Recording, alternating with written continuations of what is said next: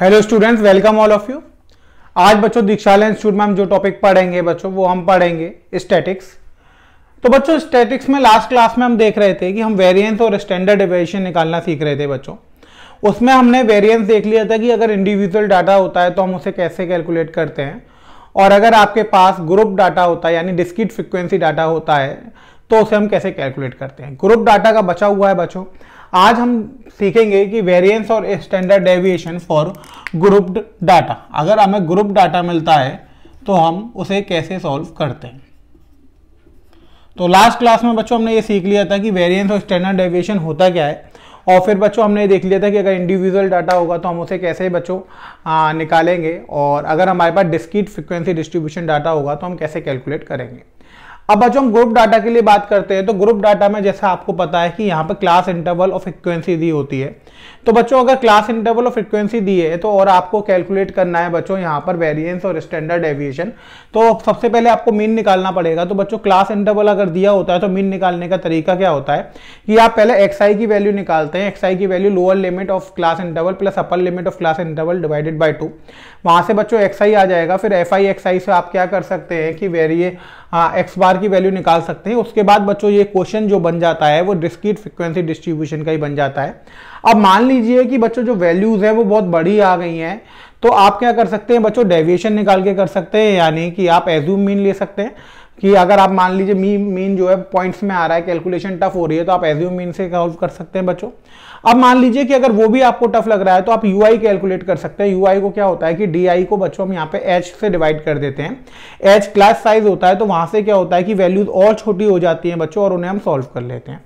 तो variance of x निकालने का बच्चों अगर आप यहाँ पे फॉर्मूला देखेंगे तो वेरिएंस ऑफ एक्स निकालने का तो बेसिकली बच्चों फॉर्मूला तो वही होता है कि 1/n summation i equals to 1 से लेकर n F I X I minus X bar का स्क्वायर। जनरली फॉर्मूला तो बच्चों आपको यही यूज करना है।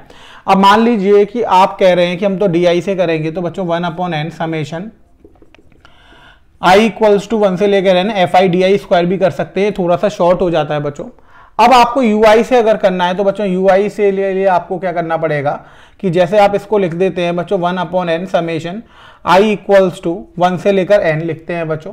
अब ui में बच्चों आपको क्या करना पड़ेगा कि ui में जब आप करेंगे तो 1/n i 1 से लेकर n F i ui square हो जाएगा। अब ui होगा तो बच्चों ui में वहां पे हम h स्क्वायर से डिवाइड करते हैं di को, तो यहाँ पर हमें क्या करना पड़ेगा, h स्क्वायर से मल्टीप्लाई करना पड़ेगा।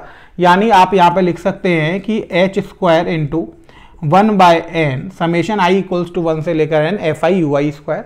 अगर आप बच्चों इसको सेकंड मेथड से लिखना चाहेंगे तो ये आपके पास h स्क्वायर का इंटू हो जाता है बच्चों 1/n summation F i ui square minus 1/n summation F i ui का होल स्क्वायर। इतनी बात आपको समझ में आई बच्चों, क्योंकि यहाँ पर बच्चों h स्क्वायर ui स्क्वायर का आएगा तो बाहर आ जाएगा, और यहाँ पे ui का बच्चों h और h दोबारा आएगा, स्क्वायर हो गया तो बाहर ले लेते हैं।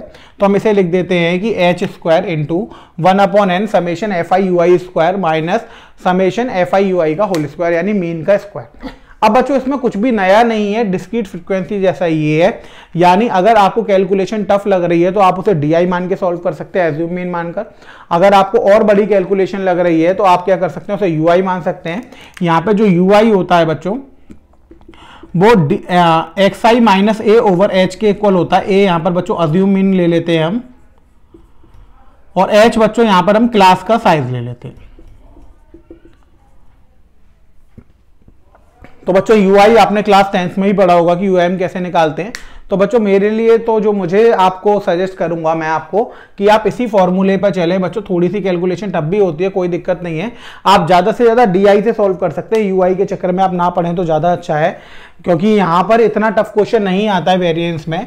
कैलकुलेशन इतनी भी ज्यादा लेंदी नहीं होती है कि हम यूआई तक जाएं, और फिर आप बच्चों बड़े बच्चे हैं और आपको मल्टीप्लाई और एडिशन करने में मुझे नहीं लगता कि थोड़ी कोई दिक्कत आएगी। अगर पॉइंट्स में आपके पास वैल्यू आ रही है एक मीन की, तो आप क्या करिए, अज्यूम मीन से क्वेश्चन सॉल्व कर लीजिए। वो थोड़ा सा इजी रहता है कि हम पॉइंट्स में बच्चों कैलकुलेशन नहीं करते, क्योंकि पॉइंट्स में थोड़ी सी टफ पड़ती है कैलकुलेशन। तो हम क्या करते हैं, बिना पॉइंट्स के लिए एज्यूम मीन से हम क्वेश्चन सॉल्व कर सकते हैं। यूआई की मुझे नहीं लगता कि कोई जरूरत है, तो आप ऊपर वाले फॉर्मूले को लेकर ही सॉल्व करिएगा। देखिए हम एक क्वेश्चन करते भी हैं, उससे आपको आइडिया लगेगा कि ये क्वेश्चन कैसे सॉल्व होते हैं। तो बच्चों यहाँ पर हमने क्वेश्चन ले लिया कि हमारे पास दिया हुआ है बच्चों, तो मैं क्लास इंटरवल दिया हुआ है बच्चों आपके पास 20 से 30, 30 से 40, 40 से 50, 50 से 60, 60 से 70, 70 से 80 और 80 से 90। ये बच्चों क्लास इंटरवल दे रखे हैं आपके पास, और फ्रिक्वेंसी बच्चों आपके पास दे रखी है 3, 6, 13, 15, 14, 5 और 4। अभी आपको सॉल्व करना है बच्चों, ठीक है। अब आपको सॉल्व करना है बच्चों, वेरिएंस और स्टैंडर्ड डेविएशन निकालना है। तो सबसे पहले बच्चों आप टेबल बनाएंगे, उसमें क्लास इंटरवल लिखेंगे बच्चों आप, और क्लास इंटरवल के बाद आप क्या लिखेंगे बच्चों, फ्रीक्वेंसी लिखेंगे। तो क्लास इंटरवल बच्चों आपने लिखा 20 से लेके 30, 30 से 40, 40 से 50, 50 से 60, 60 से 70, 70 से 80 और 80 से 90। अब बच्चों ये आपने लिख दिया। इसके बाद आया है बच्चों आपके पास कि आपने FI लिखा, तो ये हो गया 3, 6, 13, 15, 14, 5 और 4, ठीक है बच्चों। अब बात आई कि आप XI निकालेंगे, तो XI कैसे निकालेंगे आप, कि जो क्लास इंटरवल दे रखा है उसकी upper limit plus lower limit divided by 2। तो 20 प्लस 30 कितना हो गया बच्चों, 50, 50 डिवाइडेड बाय 2 कितना आ गया, 25। ऐसे ही बच्चों 30 प्लस 40 कितना हो गया, 70, 70 डिवाइडेड बाय 2 कितना हो गया, 35। 40 प्लस 50, 90, 90 डिवाइडेड बाय 2 बच्चों 45, 55, 65, 75 और 85। ये बच्चों आपके पास निकल कर आ गई वैल्यू XI की। अब आप क्या करेंगे बच्चों, X बार निकालेंगे। तो X बार निकालने के लिए आप देखिए कि यहाँ पर जो वैल्यू आ रही है बच्चों वो बहुत बड़ी आ रही है, यानी XI की वैल्यू बहुत बड़ी है। अगर आप इनटू उसका करेंगे बच्चों तो थोड़ा सा क्या पड़ेगा, लेंदी पड़ेगा। तो आप क्या करिए कि यहाँ पर सबसे पहले आप एक अज्यूम मीन ले लीजिए, और अज्यूम मीन लेकर आप क्या कर सकते हैं, मीन निकाल सकते हैं। तो बच्चों अज्यूम मीन के लिए हम क्या करेंगे, मिड वैल्यू ले लेंगे। तो मिड वैल्यू कितनी आ जाएगी बच्चों, 55 आ जाएगी। तो ए की वैल्यू कितनी हो गई आपके पास, 55 हो गई। तो बच्चों आप अब यहाँ पे DI निकालेंगे, तो DI आपके पास कितना आएगा, XI माइनस A, यही आ जाएगा बच्चों। तो XI माइनस A अगर आप करेंगे, तो XI माइनस A से बच्चों आप करेंगे तो ये कितना आ जाएगा, माइनस का 30 आ जाएगा, यहाँ से माइनस का 20 आ जाएगा, माइनस का 10, ये बच्चों 0 हो जाएगा, ये 10 हो गया, ये 20 हो गया और ये 30 हो गया, ठीक है बच्चों। अब आप X बार निकालेंगे तो आपको क्या करना है बच्चों, FI DI कर दीजिए आप। तो FI DI आप करेंगे तो FI DI का बच्चों कितना हो जाएगा, FI DI देखिए, तो FI DI तो ये माइनस का 90, माइनस का बच्चों 120, माइनस का 130, क्योंकि 13 इंटू 10 है, ये तो 0 हो जाएगा बच्चों, ये 140 हो जाएगा, ये 20 इंटू 500 और ये बच्चों 120 हो जाएगा। अब देखिए इस 120 से बच्चों ये 120 कैंसिल हो गया। यहाँ पर आप देखेंगे तो 10 बच्चों इसमें बचेगा और 10 इसमें बचेगा, तो इसकी वैल्यू कितनी आ गई, 20 आ गई बच्चों। अब 20 आ गई तो आप मीन निकालेंगे, तो बच्चों मीन कितना निकल कर आएगा, एज्यूम मीन से आप अगर निकाल रहे हैं तो ये आ जाएगा A plus summation FI DI over summation FI। तो A की वैल्यू बच्चों कितनी मानी थी आपने, A की वैल्यू आपने एज्यूम मीन की वैल्यू मानी थी बच्चों आपने 55 प्लस आ जाएगा बच्चों। अब समेशन FI DI कितना आ गया बच्चों 20, और समेशन FI आप कैलकुलेट कर सकते हैं 9 ये 22 हो गया बच्चों, 27, 37, 14, 51 और 51 ये बच्चों 60 निकल कर आ गया। तो 20/60 हो जाएगा, तो ये 1/3 हो गया बच्चों। तो 55.33 आपके पास क्या निकल कर आ जाएगा, X बार निकल कर आ जाएगा। अब यहाँ पे आप देख रहे हैं कि जो मीन निकल कर आ रहा है बच्चों वो कैसा निकल कर आ रहा है, मीन यहाँ पर आपका पॉइंट में निकल कर आ रहा है, तो कोई दिक्कत नहीं है। आप क्या करिए FI DI से ही इस क्वेश्चन को सॉल्व कर दीजिए।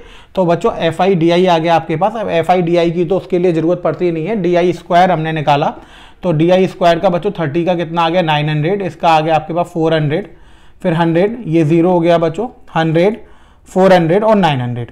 अब बच्चों हमने फॉर्मूले के लिए क्या निकाल दिया, FI DI स्क्वायर, यही तो निकाल दिया बच्चों।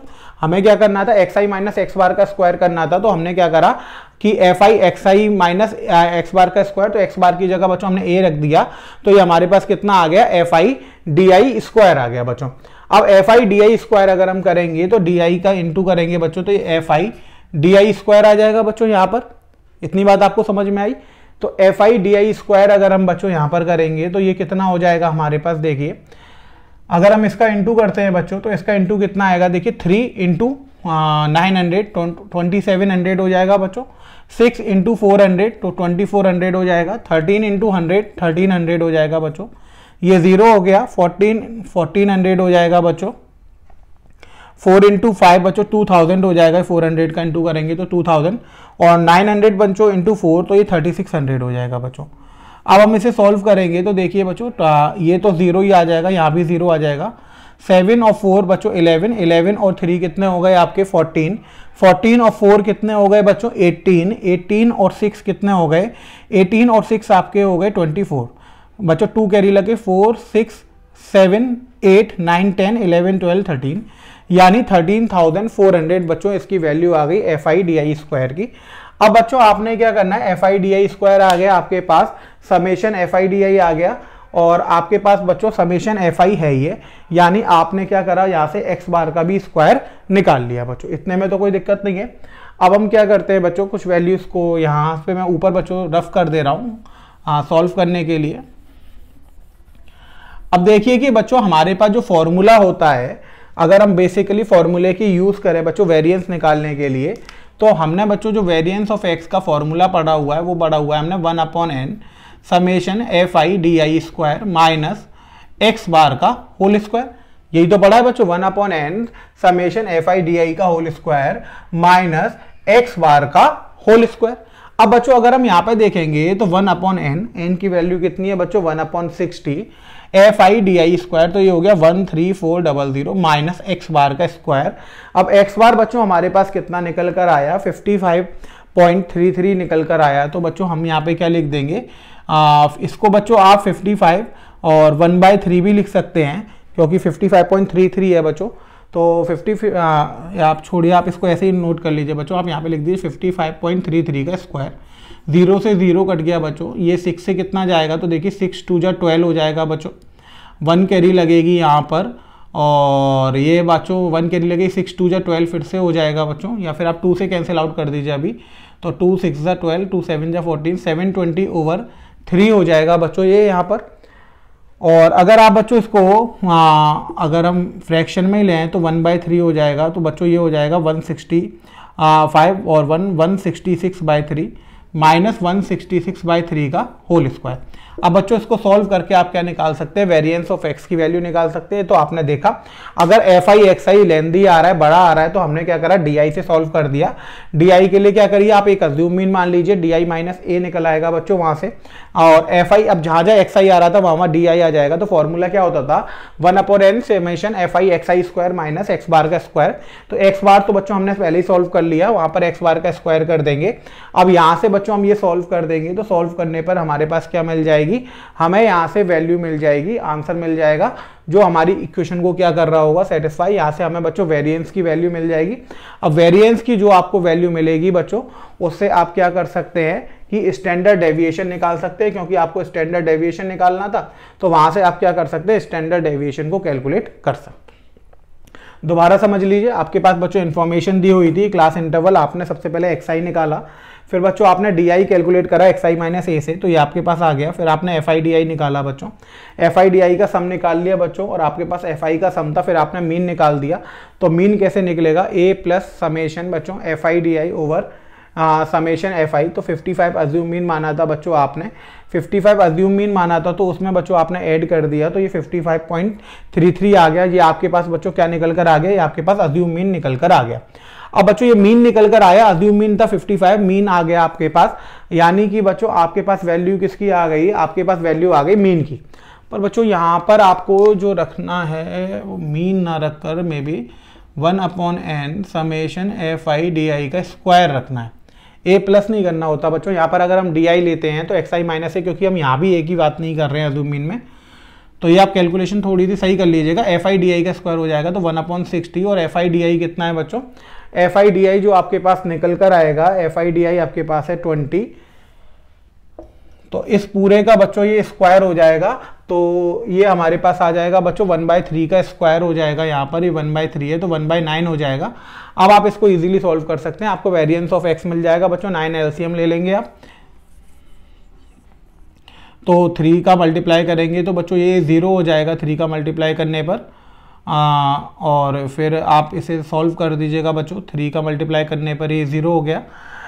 3 7 जा 21, 2 कैरी लगेगी, 18 और 2 और 20 हो गया बच्चों, माइनस का 1 करना है, डिवाइड बाय 9, तो 2010 है तो 2009 डिवाइड बाय 9 हो जाएगा बच्चों। इसको सॉल्व करके जो वैल्यू आएगी आपकी वो आपके पास वेरिएंस की वैल्यू हो जाएगी और आप रूट लेके किसकी वैल्यू निकाल सकते हैं, स्टैंडर्ड डेविएशन की वैल्यू निकाल सकते हैं। तो बच्चों वो एक्स बार तो एक्स आई वाले में पुट होगा, तो यहाँ पे एज्यूम मीन ऐड हो रहा था। अगर हम डी आई से पूरे क्वेश्चन को सॉल्व कर रहे हैं तो सिर्फ एक्स आई को रिप्लेस करते हैं एक्स बार से, इसलिए यहाँ पर ए को ऐड नहीं करेंगे। थोड़ा सा बच्चों एरर हो गई थी, मैंने आपको बता दिया, इसमें आपको कोई दिक्कत नहीं होगी, फॉर्मूला आपके पास लिखा ही है। तो जब भी आपके पास लेंथी क्वेश्चन आएगा तो आप क्या करेंगे, डी आई से उसे सॉल्व कर लेंगे। क्लियर हो गया बच्चों, समझ में आ गया आप सबको, अब इसी में कोई दिक्कत तो नहीं है। ये तो हो गया बच्चों आपके पास कि स्टैंडर्ड डेविएशन और वेरिएंस को हम कैसे सॉल्व करते हैं। अब आपने देख लिया कि बच्चों अगर हम स्टैंडर्ड डेविएशन और वेरिएंस कर रहे हैं तो अगर उसमें बच्चों हमारे पास इंडिविजुअल डाटा आ रहा है तो उसे हम कैसे सॉल्व कर रहे हैं, अगर हमारे पास डिस्क्रीट डाटा आ रहा है तो हम उसे कैसे सॉल्व कर रहे हैं, और ग्रुप डाटा आ रहा है तो हमारे पास हम उसे कैसे सॉल्व कर रहे हैं। इतनी बात समझ में आ गई बच्चों। अब स्टैंडर्ड डेविएशन और वेरिएंस में बच्चों कुछ इंपॉर्टेंट रिजल्ट्स होते हैं दो, जो सबसे ज्यादा क्वेश्चंस में पूछे जाते हैं। तो आप देखिए कि वो क्या होते हैं बच्चों। वो ये है बच्चों हमारे पास कि हमारे पास जैसे डाटा दे रखा है बच्चों, हमने मान लिया कि एक्स आई हमें डाटा दे रखा है,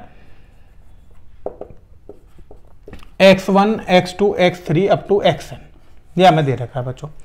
अब हमें दे रखा है कि इसका जो वेरिएंस है वो वेरिएंस ऑफ x है। अब बच्चों यहां पर हमने केस 1 कर दिया। केस 1 वो कह रहा है कि if we add k in each term या फिर ईच ऑब्जर्वेशन। अब हमने क्या करा, वी ऐड कर दिया बच्चों। ये बहुत ही इंपॉर्टेंट आप कह सकते हैं कि कंसेप्ट चल रहे हैं, इंपॉर्टेंट कंसेप्ट। अब बच्चों उसने कहा कि हमारे पास जो है ऑब्जर्वेशन जो दे रखी है वो क्या दे रखी है बच्चों, वो आपके पास दे रखी है x1 x2 x3 up to xn, और इसका जो वेरिएंस है बच्चों वो कितना दे रखा है, हमें वेरिएंस ऑफ x दे रखा है। अब उसने कहा कि बच्चों if we add k in each observation find variance of new series. बात समझ में आई बच्चों, या फिर न्यू डाटा। अब उसने क्या करा, इस डाटा में सब में k ऐड कर दिया, यानी x1 में k ऐड कर दिया, x2 में k ऐड कर दिया बच्चों, x3 में k ऐड कर दिया, अप टू xn उसने क्या करा कि हर एक ऑब्जर्वेशन में k ऐड कर दिया। अब k ऐड कर दिया तो उसके बाद वो पूछ रहा है बच्चों की जो न्यू डाटा बना, अब जो न्यू डाटा बना उसमें हम कैसे सॉल्व करेंगे, यानी उसमें हम कैसे इवेल्युएट करेंगे वेरिएंस को। ठीक है बच्चों, तो अब हमारे पास न्यू डाटा जो आया बच्चों वो मैंने ui मान लिया। क्या मान लिया, ui। तो ui कितना हो जाएगा बच्चों, x1 plus k, x2 plus के, x3 प्लस के, और अप टू ये हो जाएगा xn प्लस के। अब बच्चों हमें क्या निकालना है, हमें वेरिएंस ऑफ u निकालना है कि ये क्या आएगा। ठीक है बच्चों, अब देखिए ui बच्चों यहां पर हम लेट कर सकते हैं कि ui जो है वो xi प्लस k के बराबर है। इसमें में कोई दिक्कत तो नहीं, क्योंकि हम क्या कर रहे हैं, हर एक ऑब्जर्वेशन में बच्चों हम ऐड कर रहे हैं k को, तो हमने जो नई सीरीज मानी है वो ui मानी है, तो ui किसके बराबर हो गया बच्चों, xi प्लस k के बराबर हो गया। अब बच्चों हमने u का बार निकाला। क्या निकाला, u का बार। u बार कैसे निकलेगा बच्चों, u1 plus u2 plus u3 up to un divided by n, यही निकल जाएगा बच्चों, क्योंकि नंबर ऑफ ऑब्जर्वेशन यहाँ पर n थे तो यहाँ भी n रहेंगे। अब बच्चों u1 की वैल्यू कितनी आएगी, देखो x1 प्लस के, u2 की वैल्यू कितनी आएगी x2 प्लस के, u3 की वैल्यू कितनी आएगी x3 प्लस के, अप टू un की वैल्यू कितनी आ जाएगी xn प्लस के। और डिवाइड बच्चों हमने किससे कर दिया, n से डिवाइड कर दिया। अब देखिए x1 plus x2 plus x3 up to xn हमने एक साइड ले लिया, x1 plus x2 plus x3 up to xn। अब बच्चों k एक बार, k दो बार, k तीन बार, k n बार, तो n टाइम्स ऑफ k हो जाएगा। और डिनोमिनेटर को बच्चों हमने अलग अलग कर दिया n को, यहां से n कैंसिल हो गया बच्चों। अगर हम यहां पे देखेंगे तो x1 plus x2 up to xn over n, ये किसका फॉर्मूला हो गया बच्चों, ये x बार का फॉर्मूला हो गया कि हम क्या कर रहे हैं, डाटा को ऐड कर रहे हो डिवाइड बाय n, तो ये बच्चों मीन ऑफ वेरिएट x हो गया, तो x बार प्लस k आ गया, ये आपके पास u बार की वैल्यू आ गई। अब आपने दो चीजें देखी बच्चों यहाँ पे कि एक तो ui जो है वो आपके पास कितना आ गया, x के टर्म में xi प्लस k, और x बार और u बार आपके पास कितना आ गया बच्चों, x के टर्म में x बार प्लस k। इतनी बात आपको समझ में आ गई बच्चों। अब आपने क्या करा, इसमें से इसे सब्ट्रैक्ट कर दिया बच्चों, ये इक्वेशन 1 ये इक्वेशन 2 सब्ट्रैक्ट कर दिया, तो you I minus U bar subtract करेंगे तो बच्चों यहां से आ जाएगा x I minus X bar, और के से बच्चों के कैंसिल हो जाएगा, यही हो जाएगा। यानी यू आई माइनस यू बार बच्चों किसके बराबर हो गया, एक्स आई माइनस एक्स बार के बराबर हो गया। इतनी बात आपको समझ में आ गई। अब आपको बच्चों वेरिएंस ऑफ यू निकालना है, तो वेरिएंस ऑफ यू क्या लिखेंगे आप, 1/n summation U I minus U bar का होल स्क्वायर। अब बच्चों U I minus U bar किसके बराबर आ गया, तो आप इसे लिखेंगे 1/n summation X I minus X bar का होल स्क्वायर, क्योंकि आप यहां से लिख सकते हैं कि you I minus U bar किसके बराबर हो गया है, एक्स आई माइनस एक्स बार के बराबर हो गया है। यानी ये किसके बराबर आ गया, ये आपका वेरिएंस ऑफ एक्स के बराबर ही आ गया। तो बच्चों यहां से हमें एक रिजल्ट मिला है, ये क्या मिला है कि नोट करके आप लिख सकते हैं कि इफ वी एड के और subtract k from each observation of the data, then variance and standard deviation remains unchanged। बात समझ में आई बच्चों आपको, कि यानी अगर आप क्या करें कि हर एक ऑब्जर्वेशन में के को ऐड कर दें या सब्ट्रैक्ट कर दें, तो बच्चों उसमें क्या होगा कि अब जो आपको नया डाटा मिलेगा, यानी observation of the data, then variance and standard deviation remains unchange, तो उससे वेरिएंस और स्टैंडर्ड डेविएशन में कोई भी फर्क नहीं पड़ेगा। तो हमने देखा कि बच्चों ये हमारे पास एक आपके पास डाटा दे रखा था, इसका वेरिएंस एक्स था। अब हमने इस पूरे डाटा में के ऐड कर दिया, जब के ऐड कर दिया तो बच्चों एक नई सीरीज बन गई, उसका हमने वेरिएंस निकाला तो उसका वेरिएंस वही आ गया जो किसका वेरिएंस था बच्चों, जो इनिशियली सीरीज का वेरिएंस था, एक्स का वेरिएंस था। यानी अगर हम बच्चों कुछ ऐड कर रहे हैं या सब्ट्रैक्ट कर रहे हैं ईच ऑब्जर्वेशन में किसी डाटा में, तो उससे वेरिएंस पे कोई भी इफेक्ट नहीं पड़ता है, वेरिएंस क्या रहता है, अनचेंज्ड रहता है। तो बच्चों ऑब्जेक्टिव क्वेश्चन बहुत आते हैं कि एक सीरीज दे रखी होती है, उसका वेरिएंस दे दिया मान लीजिए 4, अब उसने कहा कि हर एक टर्म में हमने 10 ऐड कर दिया, अब जो नई सीरीज बनेगी उसका वेरिएंस बताइए। तो आपको ये प्रॉपर्टी पता होगी कि अगर बच्चों पुरानी सीरीज का वेरिएंस 4 है, अब हमने हर एक टर्म में 10 ऐड करा है, तो ऐड करने से वेरिएंस की वैल्यू इफेक्ट नहीं होती है, यानी जो नई सीरीज मिलेगी उसका वेरिएंस भी कितना होगा, 4 होगा। अब बच्चों ये तो हो गई एडिशन और सब्ट्रैक्शन की बात। अब अगर हम मल्टीप्लाई करते हैं तो क्या होगा बच्चों, देखो find variance of new series,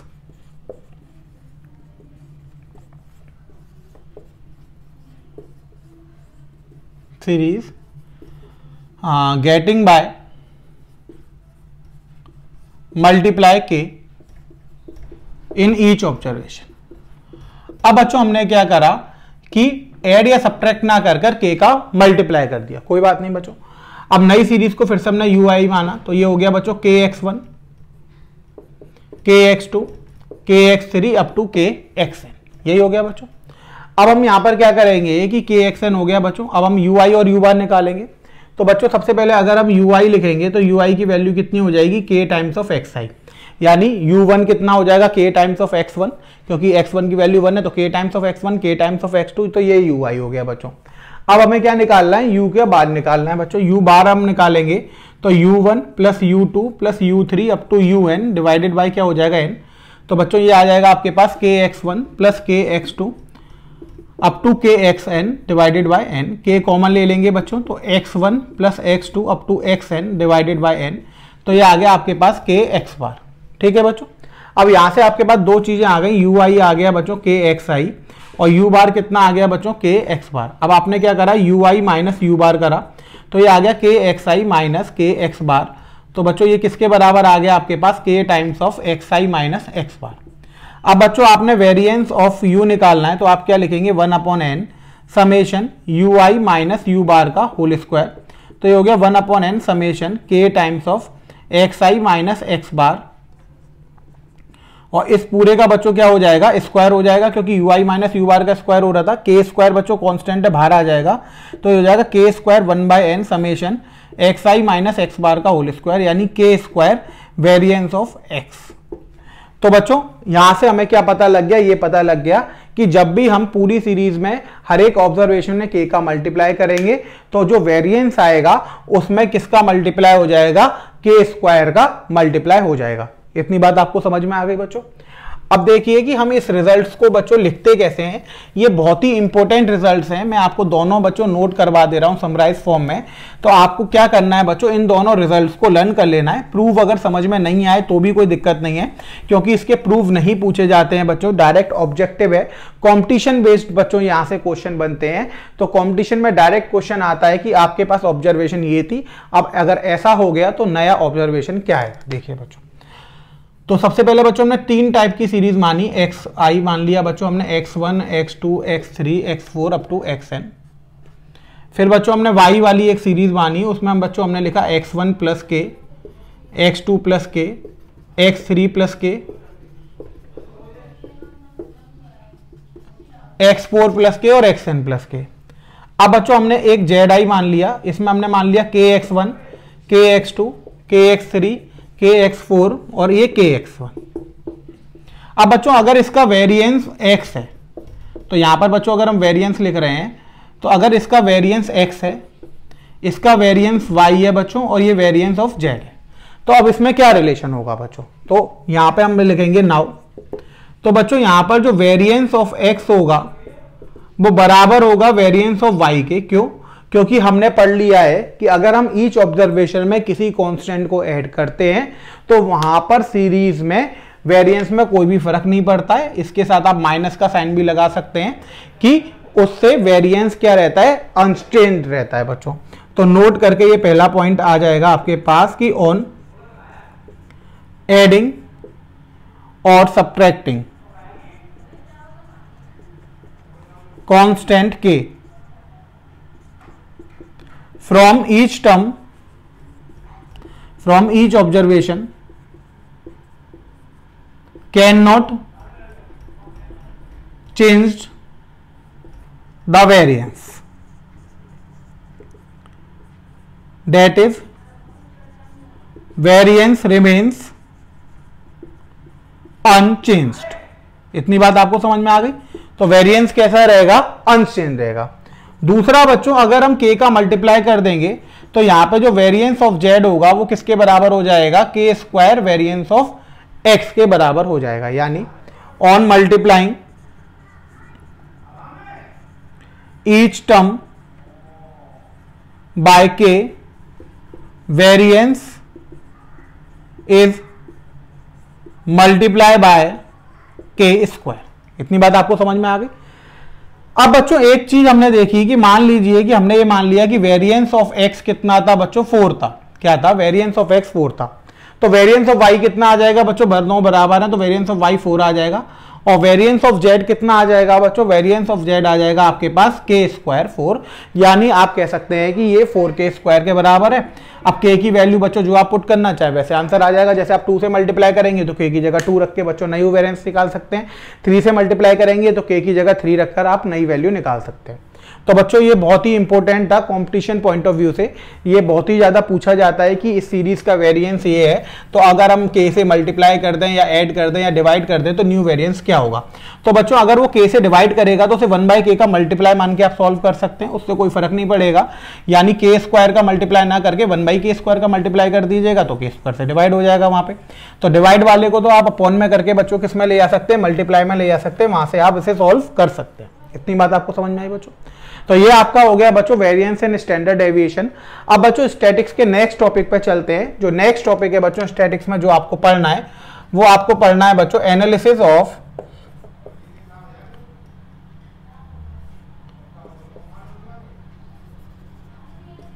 frequency distribution.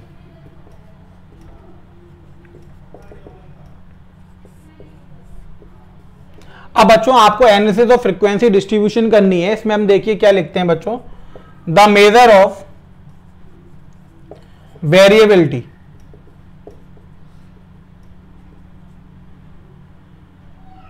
which is independent of unit is known as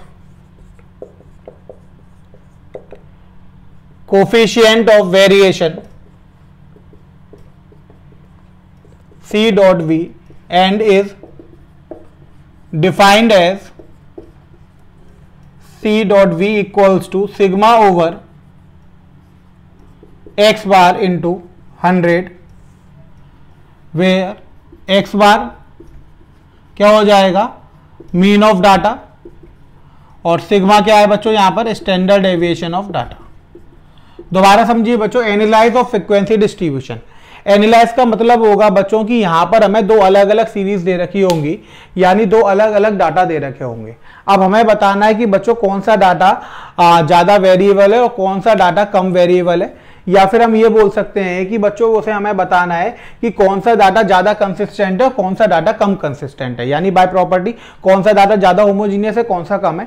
यानी अगर हम सिंपल शब्दों में बोले तो हमें दो डाटा दिए होंगे फ्रीक्वेंसी डिस्ट्रीब्यूशन के, और उन्हें हमें कंपेयर करना पड़ेगा। अब बच्चों जब भी हम दो सीरीज को कंपेयर करेंगे, तो अभी तो हमने ये देख लिया था कि हम बच्चों वेरिएंस और स्टैंडर्ड डेविएशन या मीन डेविएशन कैसे निकाल रहे हैं। अब बच्चों हम यहाँ पे बात कर रहे हैं कि दो डाटा में दे रखे होंगे, उनको कंपेयर करना पड़ेगा और हमें यह बताना पड़ेगा कि कौन सा वेरिएबल ज्यादा है या कौन सा लेस वेरिएबल है, लेस होमोजीनियस कौन सा है, मोर होमोजीनियस कौन सा है।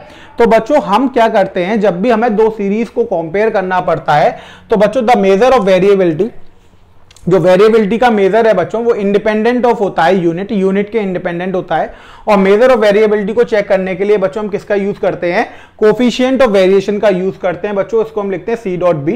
और बच्चों कोफिशिएंट ऑफ वेरिएशन निकालने का फॉर्मूला किसी भी सीरीज का होता है sigma over X bar into 100। यहां पर बच्चों जो सिग्मा होता है वो स्टैंडर्ड डेविएशन होता है डाटा का, और एक्स बार जो होता है बच्चों वो मीन होता है डाटा का। यानी हमारे पास सीरीज दी जाएगी बच्चों, डाटा दिया जाएगा, हम उसका स्टैंडर्ड डेविएशन निकाल लेंगे और मीन निकालेंगे, और वहां से हम बच्चों क्या निकाल लेंगे, कोफिशिएंट ऑफ वेरिएशन निकाल लेंगे। अब बच्चों कोफिशिएंट ऑफ वेरिएशन हम पहली वाली सीरीज का भी निकालेंगे और दूसरी वाली सीरीज का भी निकालेंगे। अब देखिए कि कोफिशिएंट ऑफ वेरिएशन से हम कैसे पता लगाते हैं बच्चों, तो उसके लिए हम यहां पे लिखेंगे कि कोफिशिएंट ऑफ वेरिएशन के बारे में बच्चों कि it is use for comparing the variability of two series. अब बच्चों यहां पर हमें दो अलग अलग सीरीज दी होंगी, और ये किसके लिए यूज होगा बच्चों, it is comparing the variability of two series. For this we calculate the coefficient of variation यानी C dot V of each series. अब बच्चों अगर हमें यह निकालना है कि कौन सा ज्यादा वेरिएबल है या कौन सा कम वेरिएबल है, तो बच्चों वो किससे डिसाइड होगा, वो कोफिशिएंट ऑफ वेरिएशन से डिसाइड होगा।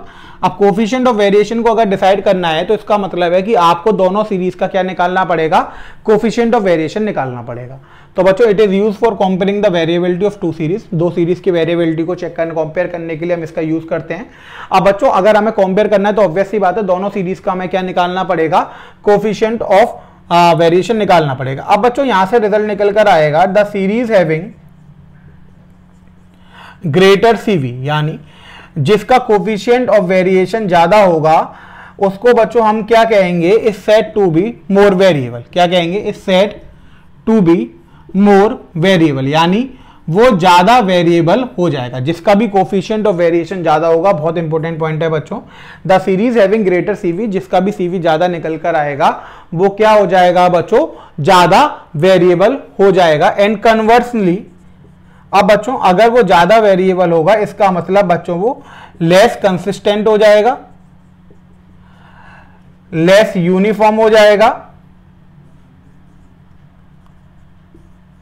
लेस स्टेबल हो जाएगा, एंड लेस होमोजीनियस हो जाएगा। इतनी बात आपको समझ में आ गई। यानी आपने क्या करा, दो सीरीज का कोफिशिएंट ऑफ वेरिएशन निकाला। अब बच्चों जिसका सीवी ज्यादा आएगा वो सीरीज ज्यादा वेरिएबल हो जाएगी। अब ज्यादा वेरिएबल हो जाएगी तो हम ऐसा भी बोल सकते हैं कि वो लेस कंसिस्टेंट हो जाएगी, लेस यूनिफॉर्म हो जाएगी, लेस स्टेबल हो जाएगी और लेस होमोजीनियस हो जाएगी। तो बच्चों वेरिएबिलिटी ज्यादा होगी तो कंसिस्टेंसी कम होगी, यूनिफॉर्मिटी कम होगी बच्चों, उसमें होमोजीनियसिटी कम होगी और स्टेबिलिटी भी क्या होगी, कम होगी बच्चों। इतनी बात आपको समझ में आ गई। और बच्चों हम यहां पर फिर सेकंड पॉइंट लिख सकते हैं कि the series having laser CV, मुझे तो ग्रेटर की बात हो गई बच्चों। अगर सीरीज हैवी बच्चों अगर लेसर सीवी होगी तो बच्चों हम उसे क्या लिख सकते हैं, the series having laser CV is more consistent, तो वो ज्यादा कंसिस्टेंट हो जाएगी, या फिर हम बोल सकते हैं कि बच्चों more stable then the other, more stable then the other. इतनी बात आपको समझ में आ गई बच्चों, यानी जिसकी सीवी ज्यादा है वो ज्यादा वेरिएबल है, और जिसकी सीवी कम है बच्चों वो ज्यादा कंसिस्टेंट है, ज्यादा स्टेबल है, ज्यादा होमोजीनियस है। इतनी बात आपको समझ में आ गई, क्लियर हो गया। अब यहां पे तो हमें बच्चों से वेरिएबिलिटी चेक करनी है, कंसिस्टेंसी, होमोजीनिटी, स्टेबिलिटी तो चेक करनी ही नहीं है। हम तो यहां पर बच्चों क्या चेक करने आए, वेरिएबिलिटी चेक करने आए। अब वेरिएबिलिटी चेक करने के लिए बच्चों आपको क्या करना है, आपको बच्चों कोफिशिएंट ऑफ वेरिएशन निकालना है दोनों सीरीज का। अब दोनों सीरीज का जब आप कोफिशिएंट ऑफ वेरिएशन निकाल लेंगे तो उन्हें कंपेयर करेंगे, जिसका कोफिशिएंट ऑफ वेरिएशन ज्यादा होगा बच्चों वो ज्यादा वेरिएबल हो जाएगा। अब बच्चों अगर हमें यहाँ पे दो सीरीज का कोफिशिएंट ऑफ वेरिएशन निकालना है तो बच्चों हम यहाँ पे क्या लिखते हैं, इफ फर्स्ट सीरीज है mean x1 bar and standard deviation sigma 1 bar, तो यहां पे बच्चों CV1 कितना हो जाएगा, सिग्मा 1 ओवर x1 बार इंटू 100। अब बच्चों हमने लिखा if second series have mean x2 bar and standard deviation sigma 2, so CV2 कितना हो जाएगा बच्चों, सिग्मा 2 ओवर x2 बार इंटू 100।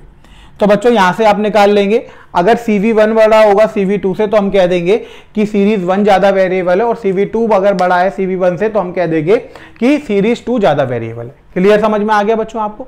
तो आपको बच्चों मीन फाइंड करना आता ही है, स्टैंडर्ड डेविएशन आपको फाइंड करना आता ही है, आपको वैल्यूज निकाल के बस यहाँ पे पुट करनी है बच्चों। कोफिशिएंट ऑफ वेरिएशन निकाल लें, जिसका कोफिशिएंट ऑफ वेरिएशन बच्चों ज्यादा आएगा वो ज्यादा वेरिएबल हो जाएगा, और जिसका कोफिशिएंट ऑफ वेरिएशन कम आएगा वो ज्यादा वेरिएबल तो नहीं होगा, लेस वेरिएबल होगा, लेकिन ज्यादा होमोजीनियस हो जाएगा, ज्यादा कंसिस्टेंट हो जाएगा, ज्यादा स्टेबल हो जाएगा। क्लियर हुई बात, समझ में आ गई बच्चों। अब देखिए हम एक क्वेश्चन देखते हैं, उससे आपको क्लियर होगा कि किस टाइप के क्वेश्चन यहाँ पे अराइज होते हैं बच्चों। तो क्वेश्चन हमने लिखा बच्चों an analysis of monthly wages paid to worker in two firms A and B. दो फर्म्स है बच्चों ए और बी, उसमें हमें एनालिसिस दे रखी है वेजेस की जो हम वर्कर को पे करते हैं मंथली। ठीक है बच्चों, belonging to the same industry, दोनों बच्चों सेम इंडस्ट्री को बिलोंग कर रही हैं, belonging to the same industry. अब बच्चों हमें यहां पे जो डाटा दे रखा है वो दे रखा है कि number of wage earners form A में बच्चों यहां पर लिख लेते हैं हम, और फॉर्म बी में हम यहां पर लिख लेते हैं। तो यहां पर है 586 या, और यहां पर है बच्चों 650। अब बच्चों यहां पर आया mean of monthly wages, mean of monthly wages बच्चों जो ₹5000 है यहां पर, और यहां पे भी ₹5000 है। Variance of distribution of wages 100 है बच्चों, 121 है। Find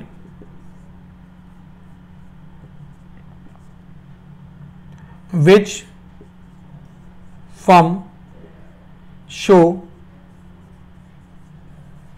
greater variability in wages. Question समझ में आया बच्चों, आपको पूरा डाटा दे रखा है यहां पर, उसने लिख रखा है कि एनालिसिस ऑफ मंथली वेजेस, दो फर्म जो अपने वर्कर्स को मंथली वेजेस देती हैं उसकी पूरी एनालिसिस लिख रखी है। फर्म ए फर्मी वेज अर्नर्स कितने हैं, फर्म ए में 586 यानी वर्कर्स हैं, और फर्म बी में 650 वर्कर्स हैं। इनकी जो मीन है बच्चों वो पहले वाले फर्म ए की भी 5000 है, फर्म बी की 5000 है बच्चों। अब यहाँ पर अगर हम वेरिएंस देखेंगे तो पहले वाले का 100 है और दूसरे वाले का बच्चों कितना है, 121 है। अब वो कह रहा है कि कौन सी ज्यादा वेरिएबल है। ठीक है बच्चों, अब देखो कि हम सॉल्यूशन करेंगे बच्चों, तो हमें पता है कि अगर हम कोफिशिएंट ऑफ वेरिएशन ऑफ ए का निकाल लें तो इसका मतलब सिग्मा ए आएगा, और x बार a आएगा और इंटू 100 हो जाएगा बच्चों। अब सिग्मा a निकालेंगे तो फर्म a है बच्चों, फर्म a ये वाली है। अगर फर्म a में बच्चों हम देखेंगे तो वेरिएंस हमें कितना दे रखा है, 100 दे रखा है। तो स्टैंडर्ड डेविएशन क्या हो जाता है बच्चों, वेरिएंस ऑफ x यानी अंडर रूट में 100 आ जाएगा। नीचे x बार कितना हो गया बच्चों 5000, क्योंकि मीन हमें डायरेक्ट दे रखा है, यहाँ पे कैलकुलेट नहीं करना, इंटू 100।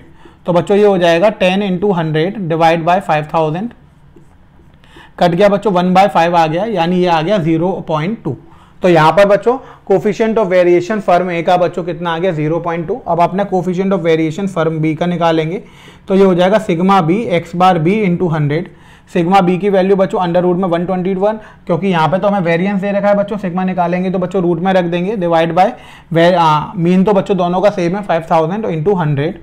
अब बच्चों 2 0 से 2 0 कट जाएंगे, ये आपका हो जाएगा 11/50, 11/50 हो जाएगा बच्चों। और यहाँ पर जो आप देखेंगे तो वो 10/50 आ रहा था। अगर आप इसे देखेंगे पॉइंट्स में भी आप लिखना चाहेंगे बच्चों, तो पॉइंट्स में आप इसको लिख सकते हैं कि आप पहले 5 से कैंसिल कर दीजिए बच्चों, 5 2 जा 10, 1 कैरी लगेगी, पॉइंट लगाकर बच्चों कितना आ जाएगा 2/10, यानी 0.22 आ जाएगा बच्चों। तो यहाँ पर 0.20 आ रहा है और यहाँ पर 0.22 आ रहा है, तो ऑब्वियस सी बात है बच्चों, हमने यहाँ पे लिख दिया कि coefficient of variability of firm B is greater than coefficient of variability of firm A. ये बच्चों दिख ही रहा है ना, coefficient of variability of firm B is greater than coefficient of variability of firm A, क्योंकि वो 0.22 आ रहा है। हमें पता है कि 0.22 किससे बड़ा होता है, 0.20 से बड़ा होता है। तो बी के वेरिएबिलिटी ज्यादा आ गई ए से, तो firm B is more variable in wages. तो फर्म बी बच्चों क्या हो गई, मोर वेरिएबल हो गई वेजेस में। ये आपके पास इसका आंसर हो गया। क्लियर हुआ बच्चों, सब बच्चों को समझ में आ गया कि कोफिशिएंट ऑफ वेरिएशन क्या होता है। कोफिशिएंट ऑफ वेरिएशन बच्चों एक ऐसा टर्म है या एक ऐसा प्रोसीजर है जिससे हम वेरिएबिलिटी चेक करते हैं दो अलग अलग डाटा की। वेरिएबिलिटी चेक करने के लिए हमें कोफिशिएंट ऑफ वेरिएशन निकालना पड़ता है। कोफिशिएंट ऑफ वेरिएशन का फॉर्मूला होता है सिग्मा ओवर x बार इंटू 100, सिग्मा स्टैंडर्ड डेविएशन और x बार मीन निकालना आता है आपको, और स्टैंडर्ड डेविएशन भी निकालना आता है। अगर डायरेक्ट दिया है तो अच्छी बात है, और किसी क्वेश्चन में अगर वो आपसे कह रहे हैं कैलकुलेट करें तो कैलकुलेट करना भी अब आपको आ गया। फिर आप क्या करेंगे बच्चों, दोनों फर्म की कोफिशिएंट ऑफ वेरिएशन निकालेंगे। जिसकी कोफिशिएंट ऑफ वेरिएशन ज्यादा होगी बच्चों वो फर्म ज्यादा वेरिएबल होगी, और जिसकी कोफिशिएंट ऑफ वेरिएशन कम होगी बच्चों वो फर्म लेस वेरिएबल होगी। क्लियर हो गया, आप सबको समझ में आ गया। तो बच्चों ये आज हमने बहुत ही ज्यादा इंपॉर्टेंट चीजें पढ़ी। सबसे पहले हमने पढ़ी बच्चों कंपटीशन टच वाली वो 2 नोट्स, यानी अगर हमें वेरिएंस दे रखा है सीरीज का, उसके हर एक टर्म में कुछ ऐड करेंगे या मल्टीप्लाई करेंगे, क्या इफेक्टिव होगा। बहुत ही ज्यादा इंपॉर्टेंट है बच्चों। स्टैटिक्स में सबसे ज्यादा जो कंपटीशन में क्वेश्चन बनता है वो उन्हीं दोनों पॉइंटों से बनता है। वो आपको अच्छे से समझने थे बच्चों, मैंने आपको डिटेल में वो समझा भी दिया और आप उन्हें लर्न भी कर लीजिएगा। फिर अगला जो बच्चों कॉन्सेप्ट बनता है वेरिएबिलिटी का वाला बनता है। ये सारा कंपटीशन फोकस पार्ट पढ़ा है बच्चों हमने आज, कि अगर हमारे पास सीरीज 2 लेयर की है तो कौन सी ज्यादा वेरिएबल है। अब बच्चों क्वेश्चन होता क्या है कि कॉम्पिटिशन में जब आता है तो ऑब्वियस सी बात है थोड़ा सा घुमा के आएगा, तो वो वेरिएबिलिटी जहां पूछकर वो आपसे पूछ लेगा कि कंसिस्टेंसी किसकी ज्यादा है, स्टेबिलिटी किसकी ज्यादा है। तो बच्चों अब उल्टा हो जाएगा, जिसका सीवी कम होता है वो ज्यादा कंसिस्टेंट होता है, क्योंकि हमने पढ़ा था कि जिसका सीवी ज्यादा है वो ज्यादा वेरिएबल है लेकिन लेस कंसिस्टेंट है। तो बच्चों अब वो पूछेगा कि स्टेबल कौन सा ज्यादा है, फर्म ए या फर्म बी। तो फर्म ए ज्यादा स्टेबल हो जाएगी, क्योंकि जो फर्म ज्यादा वेरिएबल होती है वो लेस कंसिस्टेंट हो जाती है। इतनी बात आपको समझ में आ गई। तो सो फर्म बी आएगा यहाँ पर, so firm A is more variable in wages. इतनी बात आपको समझ में आ गई बच्चों, क्लियर हो गया आप। तो आज की क्लास बच्चों हम यहीं खत्म करते हैं। Thank you students.